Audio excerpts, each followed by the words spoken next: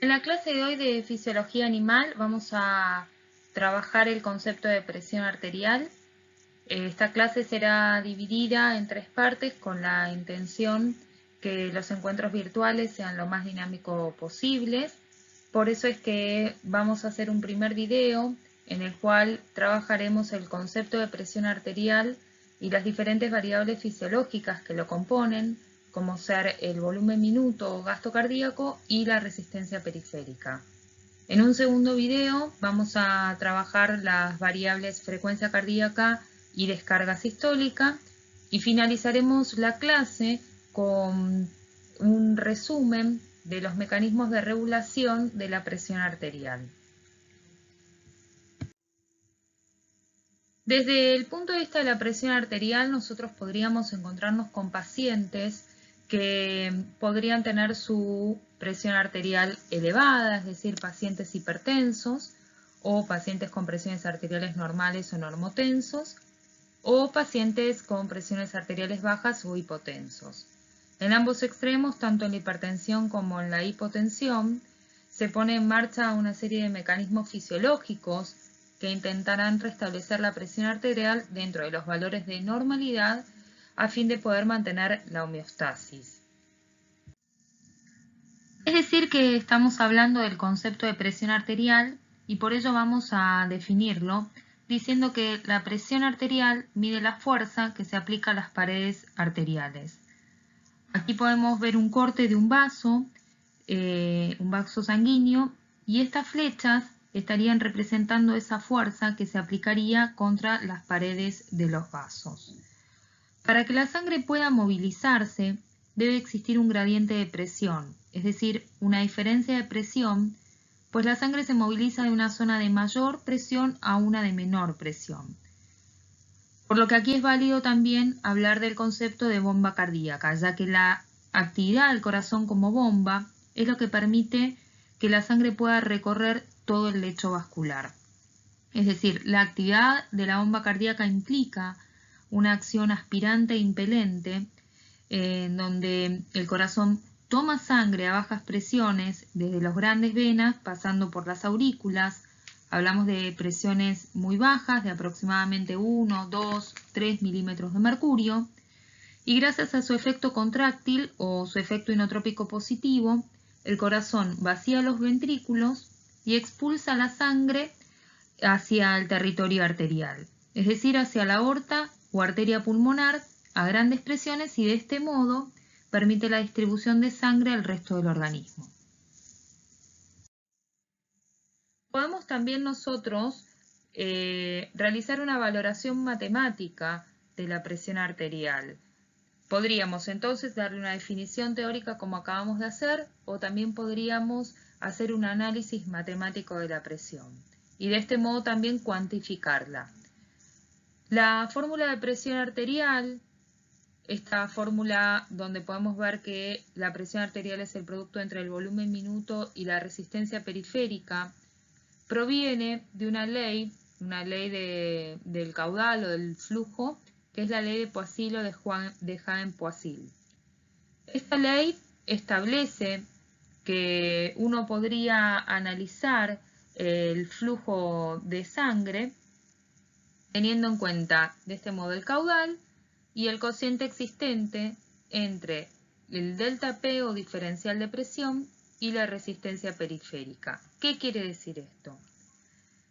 Si nosotros hacemos un corte de un vaso y vemos cómo a través del mismo fluye la sangre, existe una fuerza que se opone a este pasaje de sangre, que es la resistencia, y a su vez, si nosotros podemos marcar dos puntos distantes en este vaso sanguíneo, la diferencia de presión entre ambos puntos es lo que se llama delta P.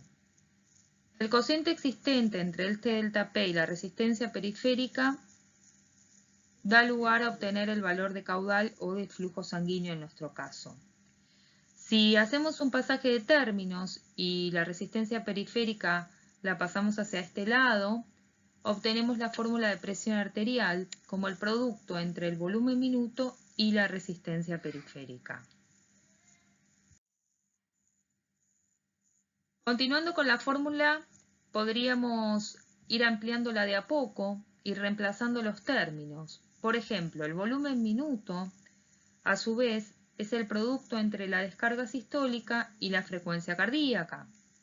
Y la resistencia periférica responde a esta fórmula: 8 por viscosidad de la sangre por la longitud del vaso, sobre pi, que es una constante, por radio a la cuarta, y cuando nosotros reemplazamos estos términos nos da una fórmula de presión un poco más extendida, como podemos visualizar en esta parte.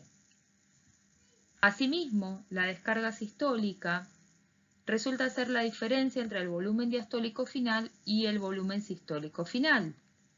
Esto nosotros podríamos verlo fácilmente en el cuadro del ciclo cardíaco.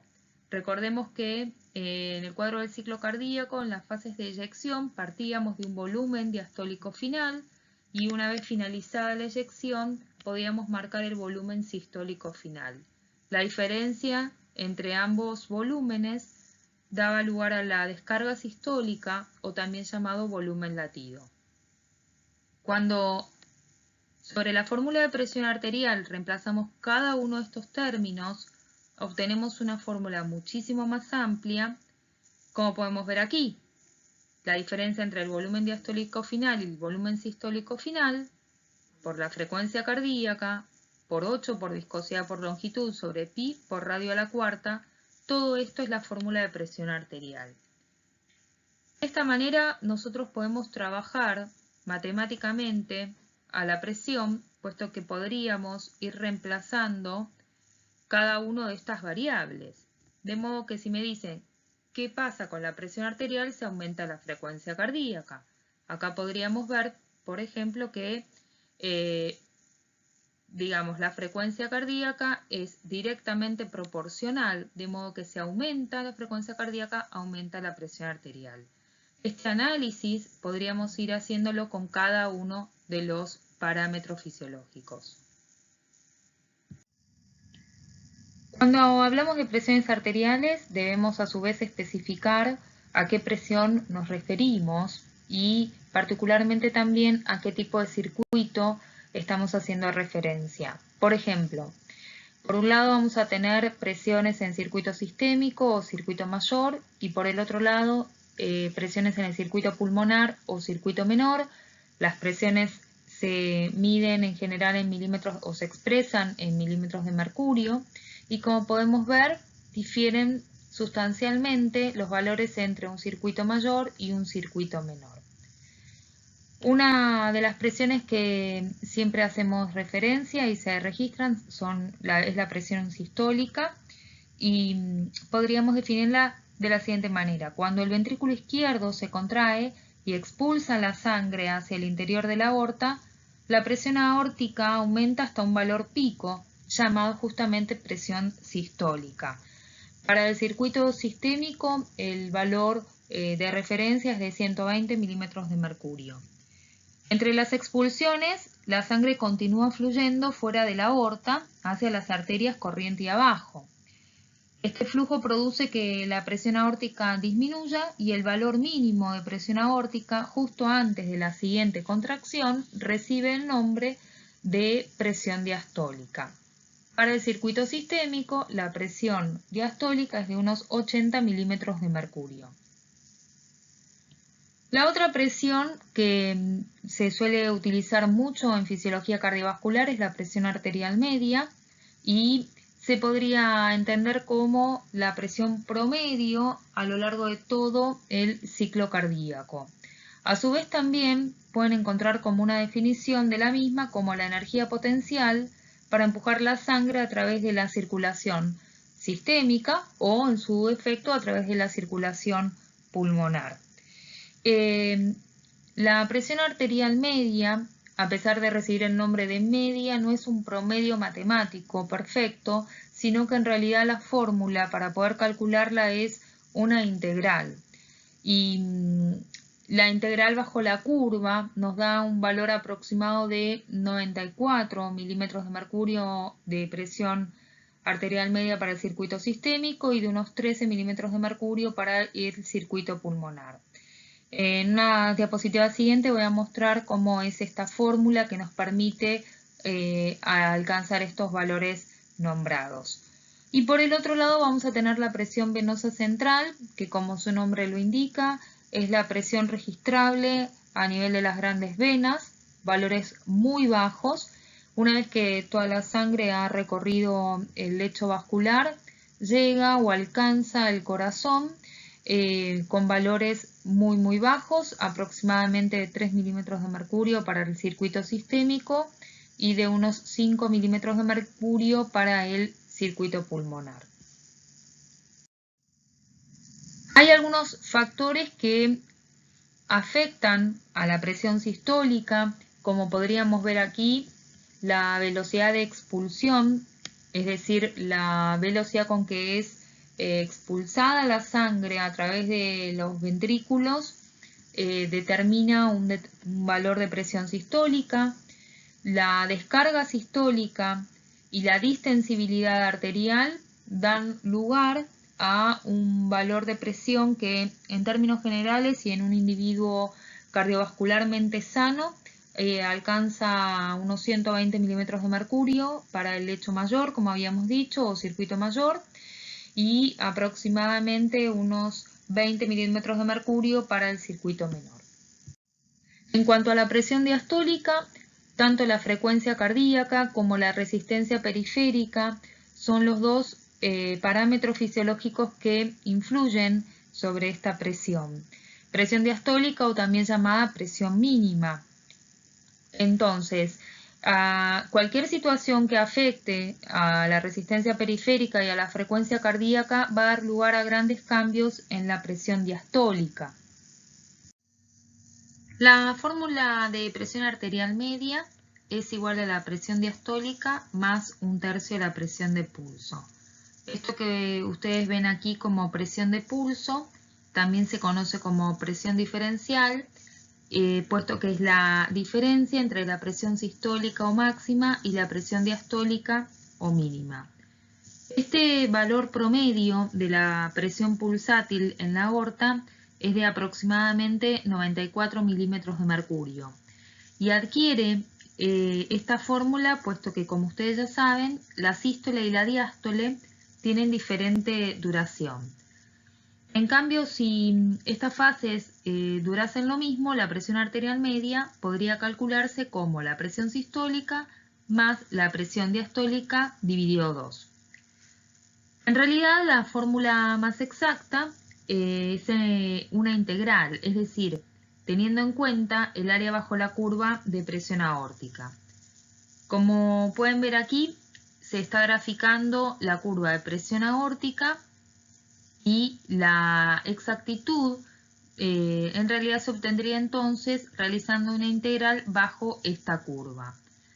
Lo que podemos encontrar aquí es el valor de presión arterial máximo o sistólico de 120 milímetros de mercurio, el valor de presión arterial mínima o diastólica de 80 milímetros de mercurio y aquí en línea punteada el valor de presión arterial media de 94 milímetros de mercurio.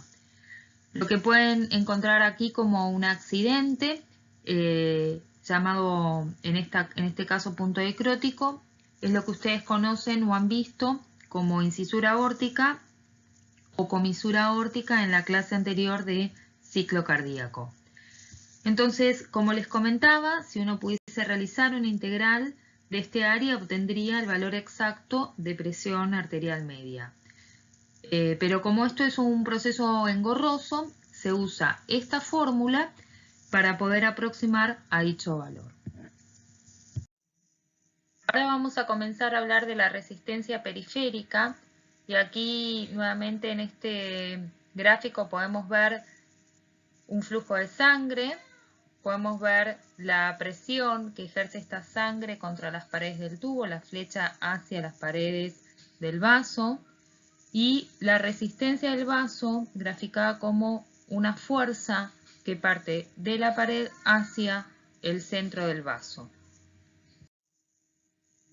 Podemos definir resistencia periférica como el impedimento de la sangre para fluir a través del vaso. La resistencia al flujo es entonces la resultante de la fricción a lo largo de todo el interior del vaso. Claramente no todos los vasos van a ejercer la misma resistencia y básicamente dependerán de sus características histológicas, ya que según cuánto tengan de fibras elásticas, cuánto de fibras musculares, qué predominio de receptores alfa o beta adrenérgicos tengan, por ejemplo, pueden hacer que participen en más o en menos en la resistencia periférica. Y eso lo podemos ver según las características histológicas de los distintos segmentos vasculares. Por ejemplo, la aorta y las grandes arterias, aquí podemos ver, con su capa de tejido conectivo o conjuntivo y sus fibras elásticas principalmente, tienen la capacidad de almacenar sangre en la sístole para mantener un flujo de sangre constante. Son vasos típicos de cámara de aire, que se llaman, y aquí podemos ver sus diferentes capas, la capa de tejido conjuntivo, una capa de fibras elásticas y la musculatura lisa, y el endotelio vascular, que es una sola capa de células. Continuando por el territorio vascular, luego se alcanza el lecho arteriolar. Las arteriolas, con su gran capa muscular que tienen esa capacidad para hacer una vasoconstricción o vasodilatación según sea necesario, regulando de ese modo la resistencia precapilar. Este segmento vascular es lo que se llama o se conoce como las compuertas, porque según cuánto se dilaten o se contraigan van a permitir un mayor o menor pasaje de sangre hacia el lecho capilar. En este tipo de vasos es donde reside la mayor resistencia del circuito vascular al flujo sanguíneo, por eso es que son llamados también vasos de resistencia. Tienen diámetros muy pequeños, hablamos de las arteriolas, entre 4 y 25 micras, pero con fuertes paredes musculares y que esto les permite que su diámetro interno pueda cambiar enormemente. Las arteriolas tienen gran cantidad o predominio de receptores del tipo alfa 1 y en algunos casos también de receptores del tipo beta 2, y esto, como les decía, también contribuye a que puedan hacer una vasodilatación o vasoconstricción, en este caso mediada por factores nerviosos. En las arteriolas reside el 60% del total de la resistencia periférica, y una vez que pasamos este lecho arteriolar, ingresamos al lecho capilar. Los capilares están conformados histológicamente por una sola capa de células endoteliales, lo cual es importante, esta monocapa, porque permite que puedan realizar su función de intercambio de sustancias o nutrientes con la parte tisular de manera adecuada. Los capilares tienen un gran área transversal, más allá de encontrarse como vasos muy pequeños, la sumatoria de los mismos da que existe un gran área transversal y esto facilita el proceso de difusión a través de los mismos. Una vez que finaliza el territorio capilar, ya ingresamos en el lecho venoso, nos encontramos con vénulas, con pequeñas venas, y en la medida en que avanzamos en el mismo ya encontraríamos grandes venas. Las grandes venas, como podemos ver aquí, son vasos llamados vasos colectores. En ellos se puede almacenar un gran volumen de sangre, lo cual da lugar a que se pueda retornar la sangre al corazón de manera adecuada. Estos vasos, también llamados de capacitancia, podemos ver que están conformados por una capa de tejido conectivo, y si bien, por supuesto, tienen fibras elásticas y musculatura lisa y endotelio, semejante a lo que ocurre a nivel arterial, podríamos diferenciar en que cambia el espesor relativo de cada una de estas capas.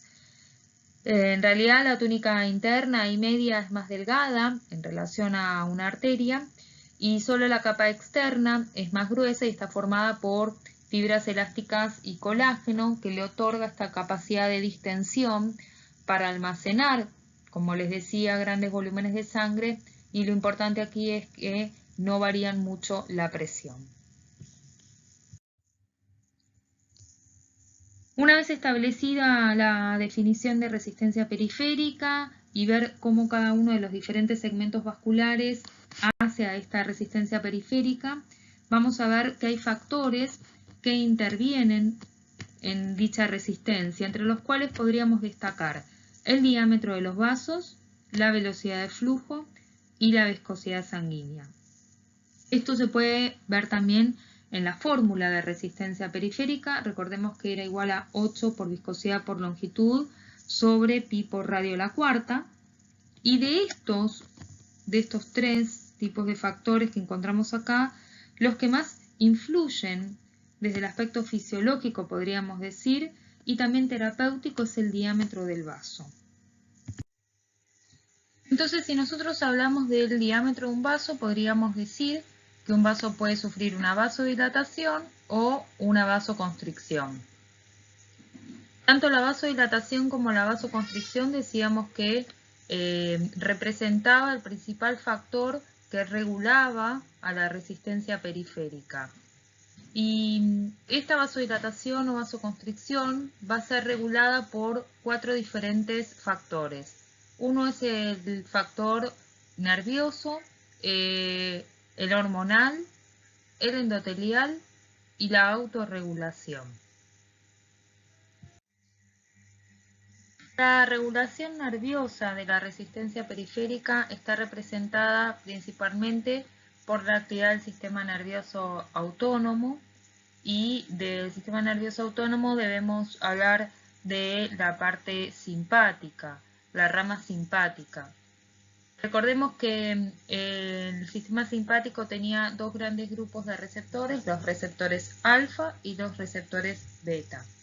Por ejemplo, la estimulación de un receptor beta 2 adrenérgico, como podría ser aquellos receptores que se encuentran en las arteriolas de los músculos esqueléticos, va a dar lugar a un proceso de vasodilatación y en consecuencia una caída de la resistencia periférica.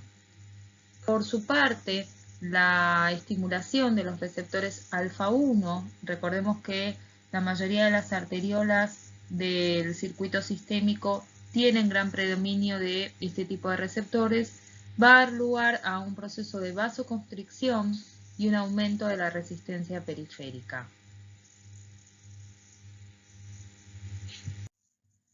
Entonces, vamos a empezar a hablar de los factores, tanto hormonales como endoteliales, que pueden regular la resistencia periférica, dando lugar a un proceso de vasodilatación y por ende, como habíamos dicho, de una caída de la resistencia periférica. Entre los factores que más influyen en la vasodilatación tenemos a la histamina, los factores beta-adrenérgicos, el péptido natriurético atrial, el óxido nítrico, la prostaglandina I2 o prostaciclina, el factor hiperpolarizante derivado del endotelio, la bradiquinina y la adenosina. Todos estos factores nombrados son potentes vasodilatadores. Y en consecuencia, como decíamos, si aumenta el diámetro de un vaso o producimos vasodilatación, se genera una caída de la resistencia periférica. Si vuelvo a mi fórmula inicial de presión arterial y el volumen minuto lo mantengo constante y produzco un descenso de la resistencia periférica, la presión arterial descenderá. Por el contrario, hay factores que también desde el aspecto hormonal o endotelial pueden producir una vasoconstricción. Por ejemplo, los factores alfa-1 adrenérgicos, recordemos que los receptores alfa-1 tenían como principal predominio o sitio donde más se encontraban era a nivel de los músculos liso arteriolar y cuando se estimulan producen una potente vasoconstricción. La angiotensina 2, la prostaglandina F2-alfa, la serotonina, endotelina tipo 1, tromboxano A2, la hormona antidiurética, que también es llamada vasopresina, y el neuropéptido I son algunos de los factores vasoconstrictores y por ende cuando se ponen en marcha producen un aumento de la resistencia periférica. Con el mismo razonamiento que en la diapositiva anterior, podríamos decir que en la medida en que aumente la resistencia periférica con volumen minuto constante, la presión arterial va a aumentar. Tengan en cuenta también que se puede producir un juego dual entre el volumen minuto y la resistencia periférica. Para hacerlo sencillo, yo siempre hago referencia a que la otra variable que no está en cuestión se mantiene constante. Pero, por ejemplo, en nuestro caso, un aumento de la resistencia periférica que supere, por ejemplo, a una caída del volumen minuto también tendrá como consecuencia un aumento de la presión arterial. En este caso estoy produciendo un cambio tanto en la resistencia periférica como en el volumen minuto. Dependiendo de la magnitud de cuánto varíen una u otra variable fisiológica, dará lugar a un aumento o a una disminución de la presión arterial o incluso también a que ésta se mantenga constante. Finalmente tenemos la autorregulación del flujo, la cual está representada por un mecanismo llamado mecanismo miogénico y la regulación metabólica. El mecanismo miogénico es la respuesta contráctil intrínseca del músculo liso al estiramiento. Si se produce un aumento de la presión arterial, como podemos ver aquí, los vasos son distendidos y el mecanismo de regulación consiste entonces en la contracción de las fibras musculares lisas que lo rodean. De este modo se intenta mantener un flujo sanguíneo constante. Por su parte, la regulación metabólica hace referencia a la cantidad de metabolitos que podríamos llegar a encontrar a nivel endotelial que pueden llegar a ser metabolitos vasoconstrictores o vasodilatadores. Es decir, consiste en la oferta y demanda tisular de oxígeno.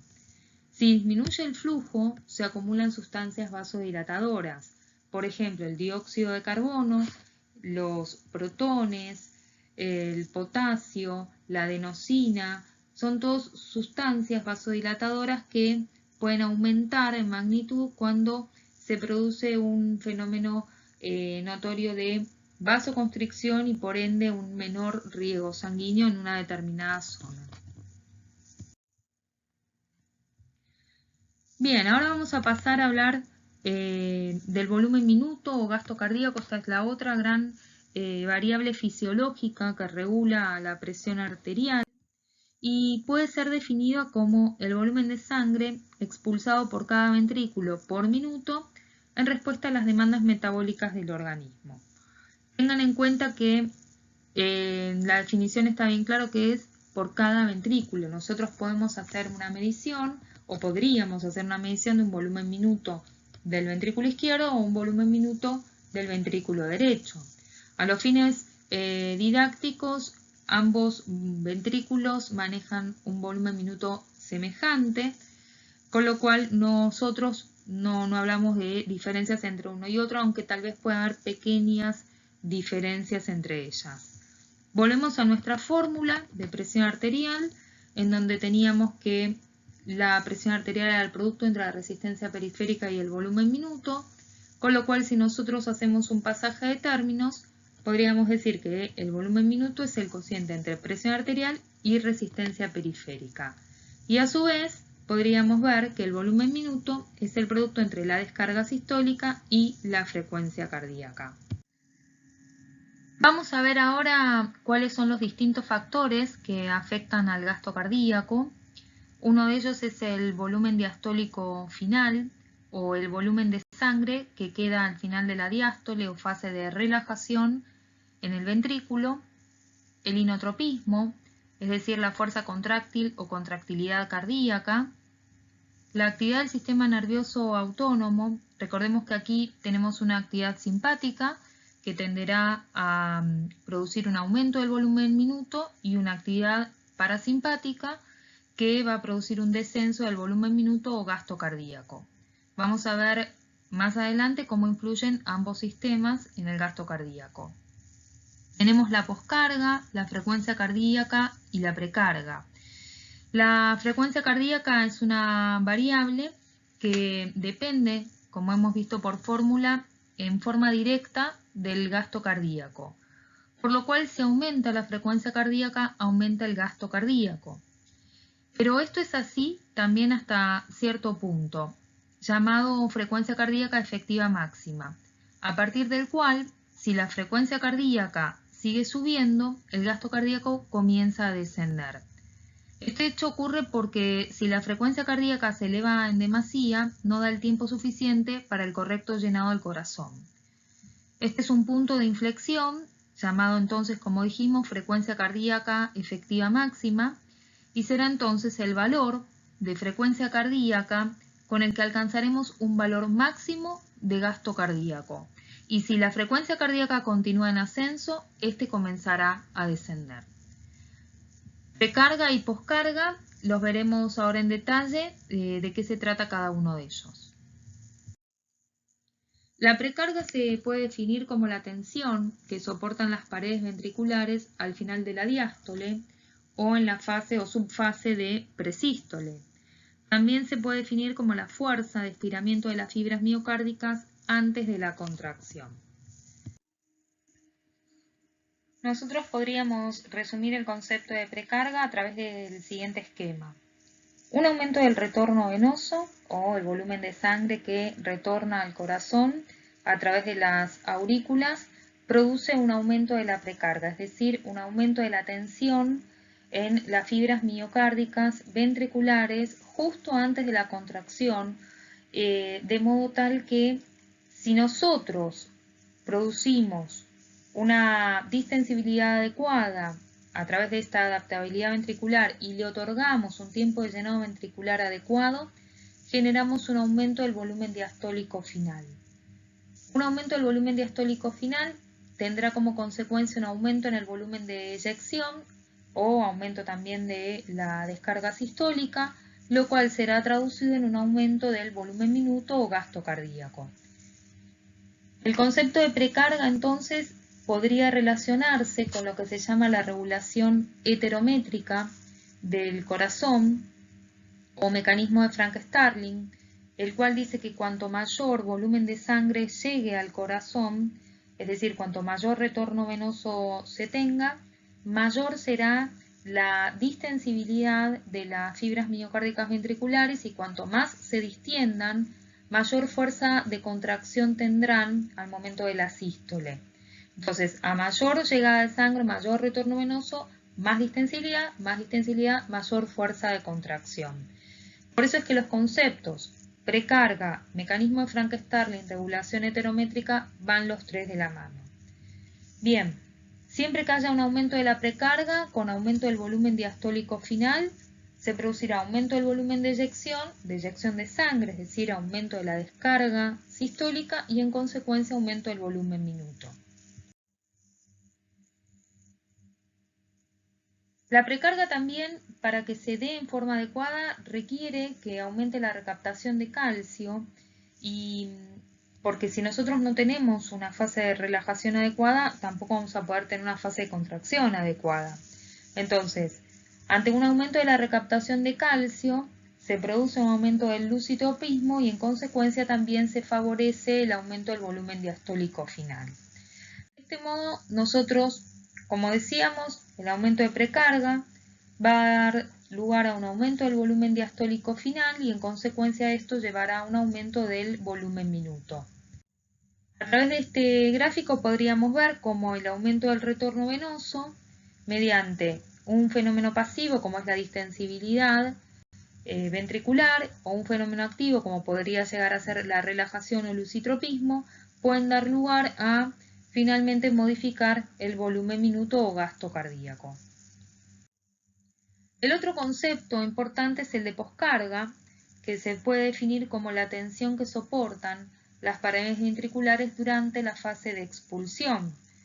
En otras palabras, también podría definirse como la fuerza necesaria para producir el vaciamiento o la resistencia que la sangre debe vencer para ser expulsada del corazón. Es decir, es como una fuerza que se opone al vaciado del corazón.